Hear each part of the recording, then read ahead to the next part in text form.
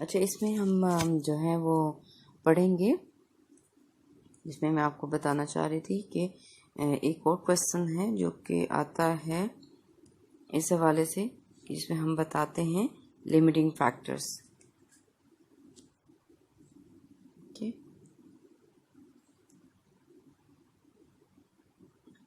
Limiting factors जो हैं ये अलग से भी एक टॉपिक है,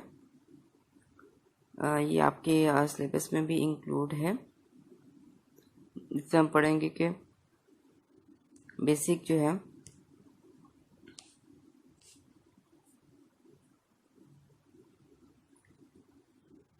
कौन कौन से फैक्टर्स हैं जो पॉपुलेशन साइज को अफेक्ट करते हैं। Other factors affecting the population size वो हैं डेंसिटी डिपेंडेंट फैक्टर्स और डेंसिटी इंडिपेंडेंट फैक्टर्स।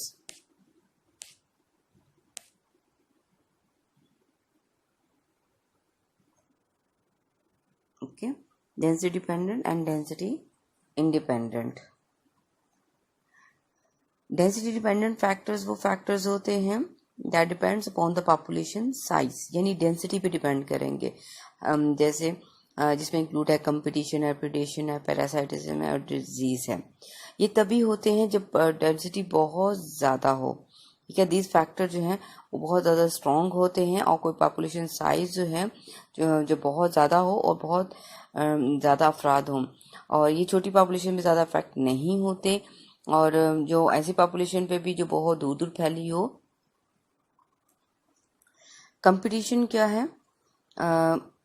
कंपटीशन का मतलब होता है कि जो पॉपुलेशन जो है वो एक ही जगह पर रहती है, तो वो फूड और स्पेस और सनलाइट और दूसरे एसेंशियल्स के लिए आपस में compete करती है।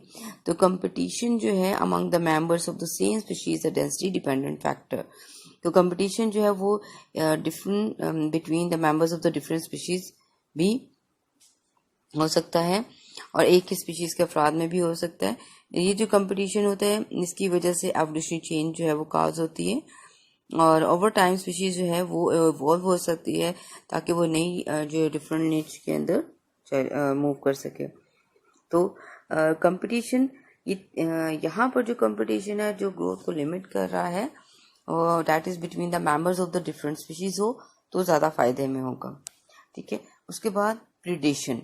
प्रीडेशन है कि जब पॉपुलेशन नेचर में पाई जाती है तो प्रीडेशन के जरिए कंट्रोल की जाती है। इसका मतलब होता है relation between the predator and pray.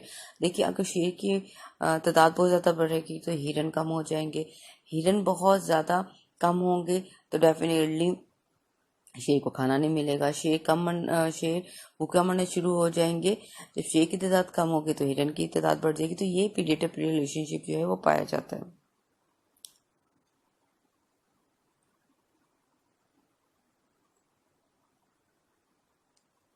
तो जो है पैरासाइटिज्म, पैरासाइटिज्म में होगा कि भाई ऐसे ये भी लिमिट कर देता है ग्रोथ ऑफ द पॉपुलेशन को। तो पैरासाइट जो है वो किसी ऑर्गेनिज्म के अंदर या उसके ऊपर रहता है, उसको जो है पैरासाइट और पैथोजन में फर्क होता है। पैरासाइट उसको फौरन नहीं मारता क्योंकि उसने रहना होता है, जबकि जो पैथोजन होता है वो फौरन उसको अपने होस्ट को मार देता है। और डिजीज क्या होता है? जैसे वबा फैलना, जैसे कोरोना वाला वबा है जिससे बहुत ज्यादा तादाद में लोग मर रहे हैं, इससे पॉपुलेशन साइज भी डिक्रीज हो जाता है। ठीक है, उसके बाद डेंसिटी इंडिपेंडेंट फैक्टर, ऐसे फैक्टर जो कि अफराद की कम ज़्यादा होने पर डिपेंड नहीं करते, जैसे अनयूजुअल वेदर, मौसम चेंज होगा, या नेचुरल डिजास्टर, तूफान आ जाए, अर्थक्वेक आ जाए, आतिशा पड़ जाए, तो इससे कोई सीजनल साइकिल जैसे टेम्परेचर, हैबिटेट डिस्ट्रक्शन हो जाना, या ह्यूमन एक्टिविटी की वजह से हम दरिया में डैम बना दें, या और इससे तमाम ही अफेक्टेड होंगे।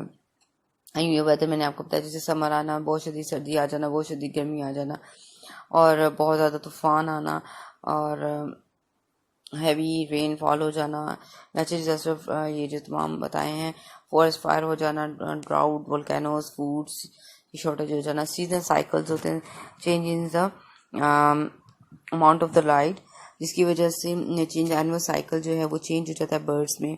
एक्सट्रीमली हॉट समर हो तो कोल्ड भी अगर विंटर्स हैं तो ड्यूरिंग द ईयर।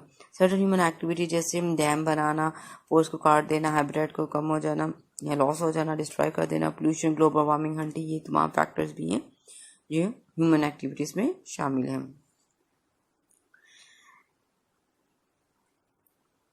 अच्छा, इसमें जो है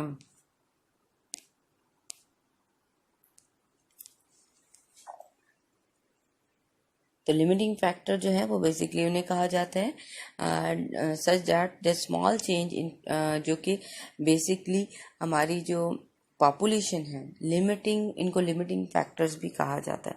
लिमिटिंग फैक्टर वो फैक्टर्स होते हैं जो यहाँ पर ग्रोथ को रोक दें, उसकी अबंडेंस को और डिस्ट्रीब्यूशन को, ठीक है, उसे क्या बोला जाएगा, इसे बोला जाएगा दैट इज लिमिटिंग फैक्टर्स। इसमें दो डेफिनेशंस आई जाती हैं, लेविंग्स लॉ और शेफर्ड।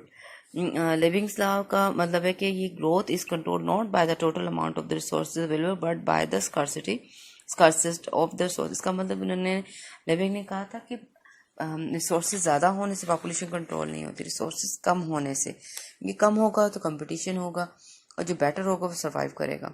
और शेफर्ड ने बोला था, उसने कहा था कि ना सिर्फ कोई चीज़, too little something act as the limiting factor for the growth and survival of the organism as pointed by the living, too much of something. उसने कहा था खाली कमी होना नहीं, बाजू किसी चीज़ की ज़्यादा होने से भी पॉपुलेशन साइज जो है वो फैक्ट होता है। दैट इज़ द लाइट है, हीट है से ज़्यादा हो जाए तो बहुत ज़्यादा सर्दी हो, बहुत ज़्यादा गर्मी हो, इसको भी। तो यहाँ पर हमारी एक टॉलरेंस रेंज है पॉपुलेशंस की, इंडिविजुअल्स की, लिविंग ऑर्गेनिजम्स की, कि वो उसमें सर्वाइव कर सकते हैं। अगर वो चेंज होते तो डेफिनेटली डेथ जो है वो कॉज होती है। ठीक है, अगर तो ये क्वेश्चन आता है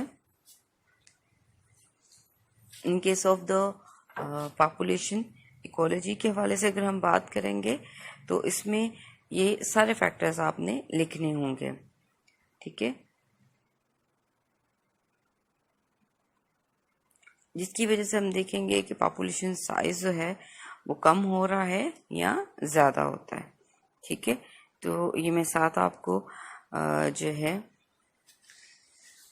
व्हाट्सएप कर रही हूँ पीपीटी भी, ताकि आप इसको साथ ऐड करके आप अपने कंप्लीट नोट्स बना सकें।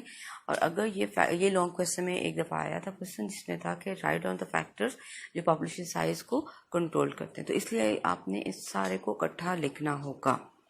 ठीक है, तो इसमें पहले जो है पहले आप उसको 4 फैक्टर्स बताएं, नेटेलिटी, मोर्टेलिटी, जो इमिग्रेशन, इमाइग्रेशन। उसके बाद आपने दूसरे फैक्टर्स लिखने हैं। एक मैं एक टर्म बताती जाऊँ, यहाँ पर कुछ बुक्स में बायोटिक फैक्टर्स का भी जिक्र है।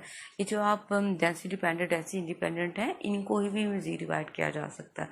तो बायोटिक फैक्टर्स होंगे जो लिविंग ऑर्गेनिज्म जो है जो पॉपुलेशन साइज कंट्रोल करते हैं, और एबायोटिक होंगे जैसे टेम्परेचर, रेनफॉल है, heavy snow, floods, volcanoes eruption, ये तमाम एबायोटिक फैक्टर्स हैं।